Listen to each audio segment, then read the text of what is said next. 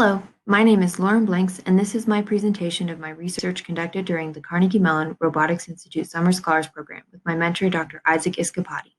The title of our project is Multi-Agent Coordination for the Automation of U.S. Air Force Installed Systems Testing.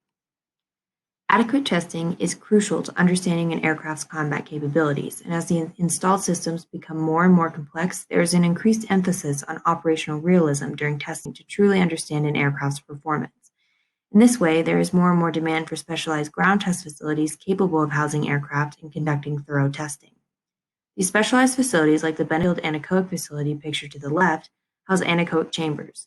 These chambers allow for complete end-to-end testing of the systems on the aircraft in a free-space radio frequency environment, as though it were being tested outside without the cost and also the added benefit of allowing for closed and repeatable tests, which flight test ranges struggle to provide. The tests within anechoic chambers are conducted using emitters that are positioned around the aircraft and directed to stimulate and measure the far-field coverage patterns in response of specific subsystems on the aircraft. Current implementation, however, relies entirely on manual intervention for repositioning and reorienting the emitters between tests. Not only is this inefficient and cumbersome, it means the facility is incapable of keeping up with its growing demand and perpetually full queue of aircraft requiring system testing. Additionally, because the chamber must be sealed for each test, the inability of the emitters to move means current tests can only provide snapshot characterizations rather than dynamic scenarios that could be generated if they're able to move around the aircraft. From this problem, we hope to provide the first step in automating the process by showing the possibility that it would increase the productivity and efficiency of testing. We work to develop an auction-based scheduler that would generate the optimal tour for a team of rovers tasked with navigating the testing environment while holding the emitters when provided with user-defined waypoints. An important constraint when designing the graph to define the waypoints was the use of radar-absorbent material, or RAM. RAM is essential to test simulations as it absorbs reflected signals so as not to skew the results with noise. The RAM covering the walls and ceiling are permanent, but the RAM on the floor is able to be reconfigured in whatever way necessary for testing. However, if too much RAM is removed, it risks negating the validity of the test data. In this way, the graph and subsequent pass could not take up more than 10% of floor coverage. From there, we constructed a multi-grid nodal network made up of uniform bidirectional edge connections of 24 feet in length. The nodes are connected to their neighbors within their own grid as well as the neighboring grid to increase the accessibility around the aircraft.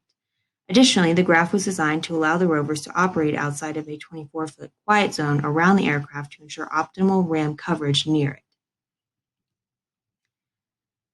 To create the simulator, a random list of test points was generated by sampling the nodes from the graph and assigning destinations to each of the 4 rovers. From those generated tests, separate lists were created to house each of the nodal destinations for each of the 4 rovers used in the simulator. Time matrices were created to allow for the determination of shortest path, and we then used Google OR tools to determine the optimal test sequence. This was done by using each of the rovers' nodal destination lists as the required stops in a traveling salesman problem.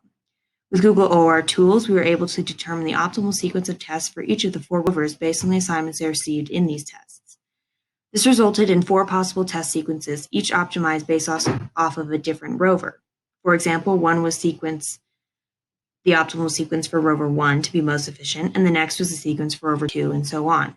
Each of these were weighed against one another to determine the least cost solution overall based on time, and that was elected the optimal test sequence. 25 Monte Carlo simulations were performed for the given number of rovers and test points, and the results were averaged. The results of the simulation showed that the scheduler produced a sequence of test operations that was 7 to 10% faster than the original sequence of tests. Additionally, the use of rovers negates the time needed for setup and takedown between tests, which can range from 30 minutes to multiple hours.